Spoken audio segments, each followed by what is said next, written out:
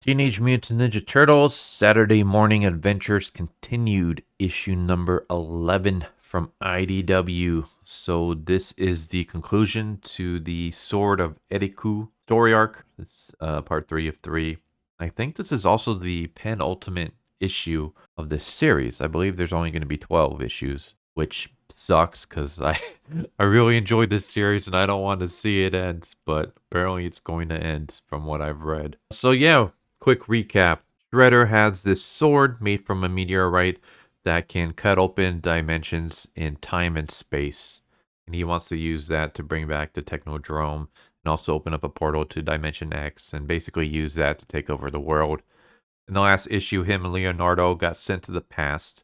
The replica sword that Shredder had in the present day ended up getting broken, but he was able to get his hands on the original sword and use that to get himself back into the present day timeline. As for Leonardo, Rennet basically just showed up and opened up a portal for him to come back. So yeah, he basically got Deus Ex Machina back into the present day. And that's where this issue starts. It starts with Donatello using the broken pieces of the replica sword to try to get a signal on where the original sword is at. Because it's like, well, if they share the same powers and they're made from the same meteorites, should be able to track them down. Unfortunately, I'm only able to track him down to somewhere in Long Island. So he could be anywhere in Long Island. I need him to make another portal to get a spike and really be able to narrow down exactly where he's at.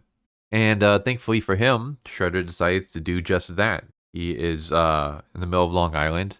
So he decides to use a sword to open up a portal to the future, where there's a future version of the Technodrome. Because he's like, why bother bringing back our version of the Technodrome when we can get an upgraded Technodrome from the future with a bunch of high-tech gear and weapons and stuff? We'll truly be able to take over with this. So he starts bringing it over, but it's going to take a while. Something of that size and that magnitude is going to be a while.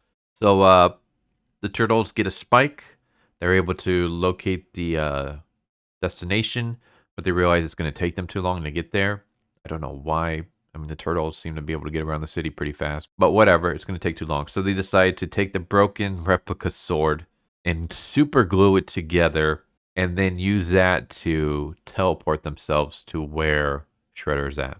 I don't know if I would be brave enough to do that. Like, I mean, you have no idea where this sword is going to send you to since it's broken and you're just super gluing it, but yeah, it ends up working just well for them. So we get like basically a fight scene where the turtles fight Bebop and Rocksteady, and then we get kind of like a cool moment that hits me in the nostalgic feels, where Shredder decides, hey, my bros need some help. Bebop and Rocksteady are just getting their butts kicked, so he uses the sword to cut open a portal where we get a bunch of the enemies from the arcade games, from the arcade and NES and Super NES games. So I was like, all right, that's pretty awesome. I like that. I used to play the hell out of those games as a kid. So it was nice to see those baddies show up again. So yeah, they show up and we just have a huge brawl where the turtles are just fighting a bunch of foot soldiers and other Foot Clan members from the old arcade and Super NES and regular NES games. That was pretty awesome. But unfortunately, Shredder doing that cool moment backfires on him because the sword doesn't have the power to keep portals open for that long. And since he just created a huge portal to bring the future Technodrome, and now he's created another big portal to bring in a bunch of soldiers, the energy from the sword is draining and he's going to need to charge it up again. So because of that, the portal with the Technodrome is starting to close. And so Shredder decides, okay, I'm going to try to just force this portal open. So he's trying to force the portal open. And that's when Leo decides to step in and use the glued together replica sword. And this was actually kind of cool what he did. At first, I thought he just slashed the Technodrome in half, which made me wonder, like, how the hell is he going to be able to get like a slice across the entire Technodrome in one swing? But no, instead what he does is he creates a portal within a portal. So basically there's one portal with the Technodrome coming into our world. And then he creates another portal within that portal in between the Technodrome. So the Technodrome is both exiting Dimension X, but also going into Dimension X at the same time. And so because of that, when the portal eventually closes, it has nowhere to go. And so it just kind of ends up in limbo. And so, yeah, the turtles end up breaking time and space. Renet even shows up and tells them, like, hey, I knew this was going to happen. I didn't tell you it was going to happen because I needed it to happen. Sometimes time and space needs to break every once in a while. So that way it'll fix itself. And when it fixes itself, it'll become stronger. So I needed you to break time and space. But because you broke time and space, a lot of weird, crazy things are going to be happening in the next few days. And I need you to take care of it. I just need you to hold these things off, and eventually they'll go back to their dimension. So one of the things would be like robot dinosaurs that show up and start attacking New York City. So the turtles have to fight them off.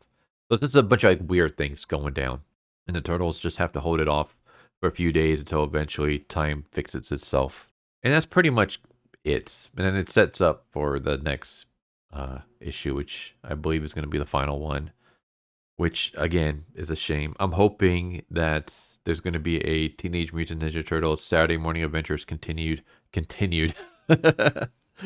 Just keep this series going. Because it's a really good, fun series.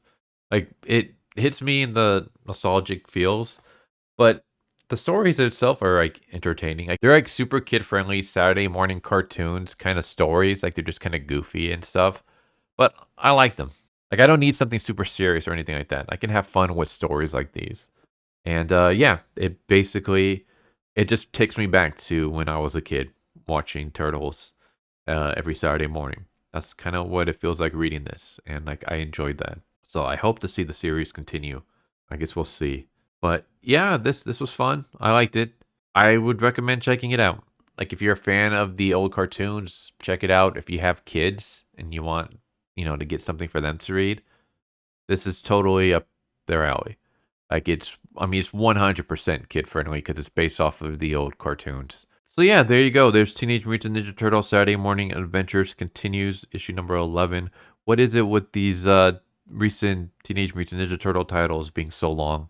You have Teenage Mutant Ninja Turtles Saturday Morning Adventures continued. And then you have Teenage Mutant Ninja Turtles The Last Ronin 2 Re-Evolution. Like, Jesus, are you trying to become like isekai novels where you just have an entire paragraph as the title of the series? But yeah, I like this a lot. I thought it was fun, and I'm sad to see it end possibly with the next issue. I hope it continues in another run. But there you go. I'm kind of rambling at this point. Hope you enjoyed. Hope to see you next time. Take care. Later. Thank you for watching my video. I hope you enjoyed it. If you didn't, I still want to thank you for watching it this far, and I hope the next one is more to your liking. With that said, thank you once again, and I hope you guys and gals have a good one. Later.